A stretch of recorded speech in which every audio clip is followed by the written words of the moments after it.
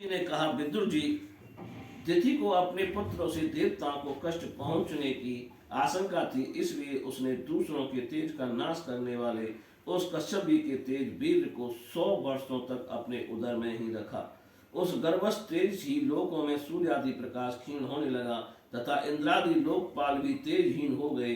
तब उन्होंने ब्रह्मा जी के पास जाकर कहा कि सब दिशाओं में अंधकार के कारण बड़ी अव्यवस्था हो रही है। देवताओं ने कहा, भगवान काल आपकी ज्ञान शक्ति को कुंठित नहीं कर सकता, इसलिए आपसे कोई बात छिपी नहीं है। आप इस अंधकार के विषय में भी जानते ही होंगे, हम तो इतने बड़े ही भयभीत हो रहे हैं। देवाधिदेव, आप जगत के रचयिता और समस्त लोकपालों के मुकुटमणि हैं। आप छोटे बड़े सभी जीवों का भाव जानते हैं। देव, आप विज्ञान बल संपन्न हैं। आपने माया से ही यह चतुर्मुख रूप और रजोगुण स्वीकार किया है। आपकी उत्पत्ति के वास्तविक कारण को कोई नहीं जान सकता। हम आपको नमस्कार करते हैं। आप में संपूर्ण भुवन स्थित है। कार्य कारण रूप सारा प्रपंच आपका शरीर है, किंतु वास्तव में आप इससे परे हैं। जो समस्त जीवों के उत्पत्ति स्थान आपका अनन्य भाव से ध्यान करते हैं, उन सिद्ध योगियों का किसी प्रकार भी हिरास नहीं हो सकता, क्योंकि वे आपके कृपा कटाक्ष से कृतकृत्य हो जाते हैं तथा प्राण, इंद्रिय और मन को जीत लेने के कारण उनका योग भी परिपक्व हो जाता है। रस्सी से बंधे हुए बैलों की भांत आपकी वेद वाणी से जकड़ी हुई सारी प्रजा आपकी अधीनता में नियम पूर्वक कर्मानुष्ठान के करके आपको बलि समर्पित करती है। आप सबके नियंता मुख्य प्राण हैं। हम आपको नमस्कार करते हैं। भूमन, इस अंधकार के कारण दिन रात का विभाग अस्पष्ट हो जाने से लोगों के सारे कर्म लुप्त हो जा रहे हैं, जिससे वे दुखी हो रहे हैं। उनका कल्याण कीजिए और हम शरणार्थियों की ओर अपनी अपार दया दृष्टि से निहारिए। देव, आग जिस प्रकार ईंधन में पड़कर बढ़ती रहती है, उसी प्रकार कश्यप जी के वीर से स्थापित हुआ ये तिथि का गर्भ सारी दिशाओं को अंधकार में करता हुआ क्रम से बढ़ रहा है। श्री मैत्रेय जी कहते हैं, महाबाओ, देवताओं की प्रार्थना सुनकर भगवान ब्रह्मा जी हंसे और उन्हें अपनी मधुर वाणी से आनंदित करते हुए कहने लगे। श्री ब्रह्मा जी ने कहा, देवताओं, तुम्हारे पूर्वज मेरे मानस पुत्र सनकादि लोकों की आसक्ति त्याग कर समस्त लोकों में आकाश मार्ग से विचरा करते थे। एक बार वे भगवान विष्णु के शुद्ध सत्व में सब लोकों के शिरोमणि में शिरोभाग में स्थित वैकुंठ धाम में जा पहुंचे। वहां सभी लोग विष्णु रूप होकर रहते हैं और वह प्राप्त भी उन्हीं को होता है जो अन्य सब प्रकार की कामनाएं छोड़कर केवल भगवत आचरण शरण की प्राप्ति के लिए ही अपने धर्म द्वारा उनकी आराधना करते हैं।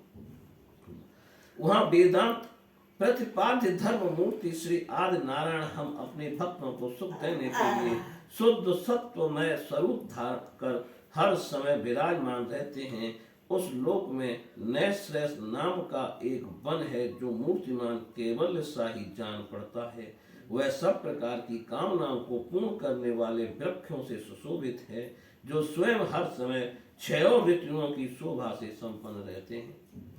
वहां विमान चारि गंधर्व गण अपनी प्रियाओं के सहित अपने प्रभु की पवित्र लीलाओं का गान करते रहते हैं, जो लोगों की संपूर्ण पाप राशि को भस्म कर देने वाली है। उस समय सरोवर में खिली हुई मकरंद पूर्ण वासंतिक माधवी लता की सुमधुर गंध उनके चित्त को अपनी ओर खींचना चाहती है, परंतु वे उसकी ओर ध्यान ही नहीं देते, वरन उस गंध को उड़ाकर लाने वाले वायु को ही बुरा भला कहते हैं। जिस समय भ्रमराज ऊंचे स्वर से गुंजार करते हुए मानो हरि कथा का गान करते हैं, उस समय थोड़ी देर के लिए कबूतर, कोयल, सारस, चकवे, पपीहे, हंस, तोते, तीतर और मोरों का कोलाहल बंद हो जाता है, मानो वे भी उस कीर्तनानंद में बेसुध हो जाते हैं। श्री हरि तुलसी ने अपने श्री विग्रह को सजाते हैं और तुलसी की गंध का ही अधिक आदर करते हैं। यह देखकर वहां के मंदार, कुंद, कुरबक, तिलक, वृक्ष, उत्पल, रात्रि में खिलने वाले कमल, चंपक, अर्ण, पुन्नाग, नागकेसर, बकुल, मैलश्री, अम्बुज, दिन में खिलने वाले कमल और पारिजात और आदि पुष्प सुगंध युक्त होने पर भी तुलसी का ही तप अधिक मानते हैं। वह लोक बेदर्य मरकत मणि पन्ने और सुवर्ण के विमानों से भरा हुआ है। यह सब किसी कर्म फल से नहीं बल्कि एकमात्र श्री हरि के पाद पदों की वंदना करने से ही प्राप्त होते हैं। उन विमानों पर चढ़े हुए कुष्ण प्राण भगवत भक्तों के चित्तों में बड़े बड़े नितंबों वाली सुमुखी सुंदरियां भी अपनी मंद मुस्कान एवं मनोहर हास परिहास से काम विकार नहीं उत्पन्न कर सकती। परम सौंदर्य शालिनी लक्ष्मी जी जिसकी कृपा प्राप्त करने के लिए देवगण भी यत्नशील रहते हैं, श्री हरि के भवन में चंचलता रूप दोष को त्याग कर रहती है। जिस समय अपने चरण कमलों के नूपुरों की झनकार करती हुई वे अपना लीला कमल घुमाती हैं, उस समय उस कनक भवन की स्फटिक कनक भवन की स्फटिकमय दीवारों में उनका प्रतिबिंब पड़ने से ऐसा जान पड़ता है मानो वे उन्हें बुहार रही हों। प्यारे देवताओं, जिस समय दासियों को साथ लिए वे अपने कीड़ा वन में तुलसी दल द्वारा भगवान का पूजन करती हैं, तब वहां के निर्मल जल से भरे हुए सरोवरों में जिनमें मूंगे के घाट बने हुए हैं, अपना सुंदर अलकावली और उन्नत नासिका से सुशोभित मुखार बिंद देखकर यह भगवान का चुम्बन किया हुआ है, यों जानकर उसे बड़ा सौभाग्यशाली समझती हैं। जो लोग भगवान की पाप हारणी लीला कथाओं को छोड़कर बुद्धि को नष्ट करने वाली अर्थ काम संबंधी अन्य निंदित कथाएं सुनते हैं, वे उस वैकुंठ लोक में नहीं जा सकते। हाय, जब वे अभागे लोग इन सारहीन बातों को सुनते हैं, तब वे उनके पुण्यों को नष्ट कर उन्हें आश्रयहीन घोर नरकों में डाल देती है। इस मनुष्य योनि की बड़ी महिमा है। हम देवता लोग भी इसकी चाह करते हैं। इसी में तत्व ज्ञान और धर्म की भी प्राप्ति हो सकती है। इसे पाकर भी जो लोग भगवान की आराधना नहीं करते, वे वास्तव में उनकी सर्वत्र फैली हुई माया से ही मोहित हैं। देवाधिदेव श्री हरि का निरंतर चिंतन करते रहने के कारण जिनसे यमराज दूर रहते हैं, आपस में प्रभु के सुयश की चर्चा चलने पर अनुराग जन विहलता वश जिनके नेत्रों से अविरल अश्रुधारा बहने लगती है तथा शरीर में रोमांच हो जाता है, और जिनके ये शील स्वभाव ही हम लोग भी इच्छा करते हैं, वे परम भागवत ही हमारे लोकों से ऊपर उस वैकुंठ धाम में जाते हैं। जिस समय संकाली मुनि विश्व गुरु श्री हरि के निवास स्थान संपूर्ण लोकों के वंदनीय और श्रेष्ठ देवताओं के विचित्र विमानों से विभूषित उस परम दिव्य और अद्भुत वैकुंठ धाम में अपने योग बल से पहुंचे तथा उन्हें बड़ा ही आनंद हुआ।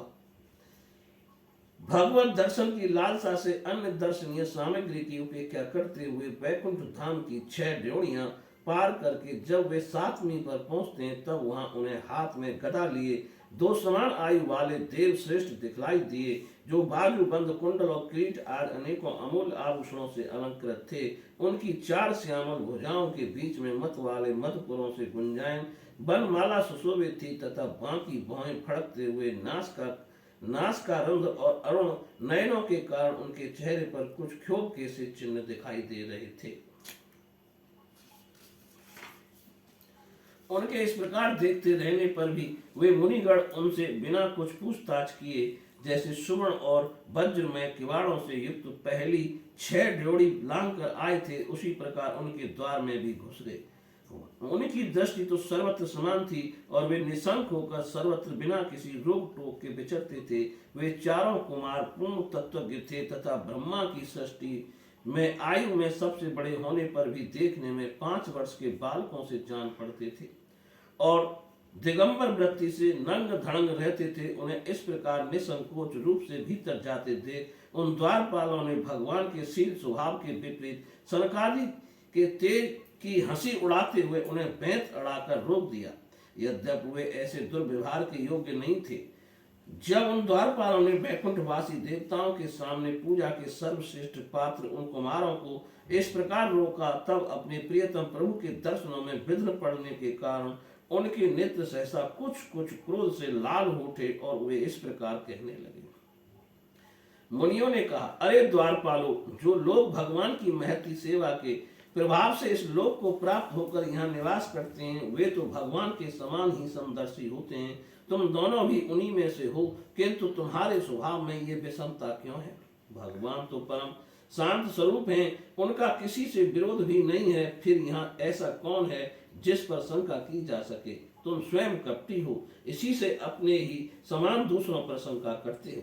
भगवान के उदर में यह सारा ब्रह्मांड स्थित है, इसलिए यहाँ रहने वाले ज्ञानी जन सर्वात्मा श्री हरि से अपना कोई भेद नहीं देखते, बल्कि महाकाश में घटाकाश की भांति उनमें अपना अंतर्भाव देखते हैं। तुम तो देव रूपधारी हो, फिर भी तुम्हें ऐसा क्या दिखाई देता है जिससे तुमने भगवान के साथ कुछ भेदभाव कारण होने पर भय की कल्पना कर ली।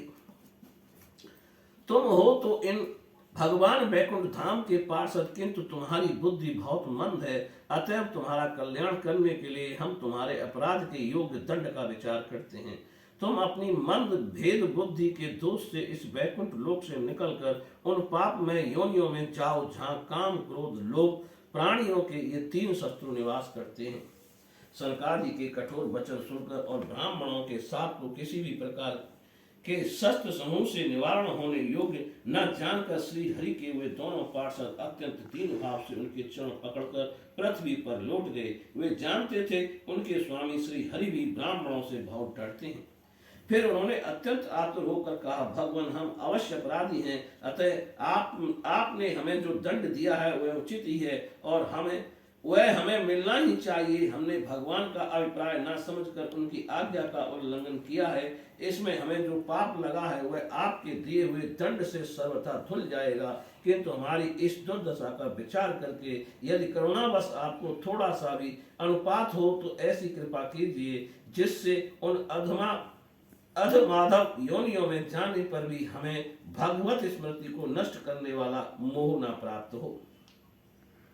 इधर जब साधु जनों के हृदय धन भगवान कमल नाभ को मालूम हुआ कि मेरे द्वारपालों ने संकादी साधुओं का अनादर किया है, तब वे लक्ष्मी जी के सहित अपनी उन्हीं सी चरणों से चलकर ही वहां पहुंचे जिन्हें परमहंस मुनिजन भी ढूंढते रहते हैं, सहज में पाते नहीं। सनकाद ने देखा कि उनकी समाधि के विषय श्री वैकुंठ नाथ स्वयं उनके नेत्र गोचर होकर पधारे हैं। उनके साथ साथ पार्षद गण छत्र चामरादि लिए चल रहे हैं तथा प्रभु के दोनों ओर राजहंस के पंखों के समान दो श्वेत चमर डुलाए जा रहे हैं। उनकी शीतल वायु से उनके श्वेत छत्र में लगी हुई मोतियों की झालर हिलती हुई ऐसी शोभा दे रही है मानो चंद्रमा की किरणों से अमृत की बूंदें झर रही हो। प्रभु समस्त सद्गुणों के आश्रय हैं। उनकी सौम्य मुख मुद्रा को देखकर जान पड़ता था मानो वे सभी पर अनवरत कृपा सुधा की वर्षा कर रहे हैं। उनके पीतांबर मंडित विशाल नितंबों पर झिलमिलाती हुई करधनी और गले में भ्रमरों से मुखरित बनमाला विराज रही थी तथा वे कलाइयों में सुंदर कंगन पहने अपना एक हाथ गरुड़ जी के कंधे पर रख दूसरे से कमल का पुष्प घुमा रहे थे। इनके अमोल कपूर बिजली की प्रभा को भी लजाने वाले मकराकृत कुंडलों की शोभा बढ़ा रहे थे। उभरी हुई सुगढ़ नास का भी बड़ा ही सुंदर मुख था। सिर पर मणि में मुकुट विराजमान था तथा चारों भुजाओं के बीच महामूल्यवान मनोहर हार की और गले में कौस्तुभ मणि की अपूर्व शोभा थी। भगवान का श्री विग्रह बड़ा ही सौंदर्यशाली था। उसे देखकर भक्तों के मन में ऐसा वितर्क होता था कि इसके सामने लक्ष्मी जी का सौंदर्याभिमान भी गलित हो गया है। ब्रह्मा जी कहते हैं, देवताओं इस प्रकार मेरे महादेव जी के और तुम्हारे लिए परम सुंदर विग्रह धारण करने वाले श्री हरि को देखकर सनकादि मुनीश्वरों ने उन्हें सिर झुकाकर प्रणाम किया। उस समय उनकी अद्भुत छवि को निहारते निहारते उनके नेत्र तृप्त नहीं होते थे। सनकादि मुनीश्वर निरंतर ब्रह्मानंद में निमग्न रहा करते थे, किंतु जिस समय भगवान कमल नयन के चरणारविंद मकरंद से मिली हुई तुलसी मंजरी के गंध से सुवासित वायु ने नास का रंध्रों के द्वारा उनके अंतःकरण में प्रवेश किया, उस समय वे अपने शरीर को संभाल न सके और उस दिव्य गंध के उनके मन में भी खलबली पैदा कर दी। भगवान का मुख नील कमल के समान था। अति सुंदर अधर और कुंदकली के समान मनोहर हाथ से उसकी शोभा और भी बढ़ गई थी। उसकी झांकी करके वे कृतकृत्य हो गए और फिर पदम राग के समान लाल लाल नखों से सुशोभित उनके चरण कमल देखकर वे उन्हीं का ध्यान करने लगे। इसके पश्चात वे मुनिगण अन्य साधनों से सिद्ध न होने वाली स्वाभाविक अष्ट सिद्धियों से संपन्न श्री हरि की स्तुति करने लगे, जो योग मार्ग द्वारा मोक्ष पद की खोज करने वाले पुरुषों के लिए उनके ध्यान का विषय अत्यंत आदरणीय और नयनानंद की वृद्धि करने वाला पुरुष रूप प्रकट करते हैं। सरकारी मुनियों ने कहा, अनंत यद्यपि आप अंतर्यामी रूप से दुष्ट चित्त पुरुषों के हृदय में भी स्थित रहते हैं, तथापि उनकी दृष्टि से ओझल ही रहते हैं, किंतु आज हमारे नेत्रों के सामने जो आप साक्षात विराजमान हैं, प्रभु, जिस समय आपसे उत्पन्न हुए हमारे पिता ब्रह्मा जी ने आपका रहस्य वर्णन किया था, उसी समय श्रवण रंध्रों द्वारा हमारी बुद्धि में तो आप विराजे थे, किंतु प्रत्यक्ष दर्शन का महान सौभाग्य तो हमें आज ही प्राप्त हुआ है। भगवान, हम आपको साक्षात परम तत्व ही जानते हैं। इस समय आप अपने विशुद्ध सत्व में विग्रह से अपने इन भक्तों को आनंदित कर रहे हैं। आपकी इस सगुण साकार मूर्ति को राग और अहंकार से मुक्त मुनिजन आपकी कृपा दृष्टि से प्राप्त हुए सुदृढ़ भक्ति योग के द्वारा अपने हृदय में उपलब्ध करते हैं। प्रभु, आपका श्रेष्ठ अत्यंत कीर्तनीय और सांसारिक दुखों की निवृत्ति करने वाला है। आपके चरणों की शरण में रहने वाले जो महाभाग आपकी कथाओं के रसिक हैं, वे आपके आत्यंतिक प्रसाद मोक्ष पद को भी कुछ अधिक नहीं गिनते। फिर जिन्हें आपकी जरा सी टेढ़ी भौं ही भयभीत कर देती है, उन इंद्र पद आज इन भोगों के विषय में तो कहना ही क्या है। भगवान, यदि हमारा चित्त भौरे की तरह आपके चरण कमलों में ही रमण करता रहे, हमारी वाणी तुलसी के समान आपके चरण संबंध से ही सुशोभित हो और हमारे कान आपकी श्वेत सुधा से परिपूर्ण रहें, तो आप अपने पापों के कारण भले ही हमारा जन्म नरकादि योनियों में हो जाए, इसकी हमें कोई चिंता नहीं है। विपुल कीर्ति प्रभु, आपने हमारे सामने जो ये मनोहर रूप प्रकट किया है, उससे हमारे नेत्रों को बड़ा ही सुख मिला है। विषयाक्त अजितेंद्रिय पुरुषों के लिए इसका दृष्टि गोचर होना अत्यंत कठिन है। आप साक्षात भगवान हैं और इस प्रकार स्पष्टतया हमारे नेत्रों के सामने प्रकट हुए हैं। हम आपको प्रणाम करते हैं। बोलिए श्री कृष्ण भगवान की जय।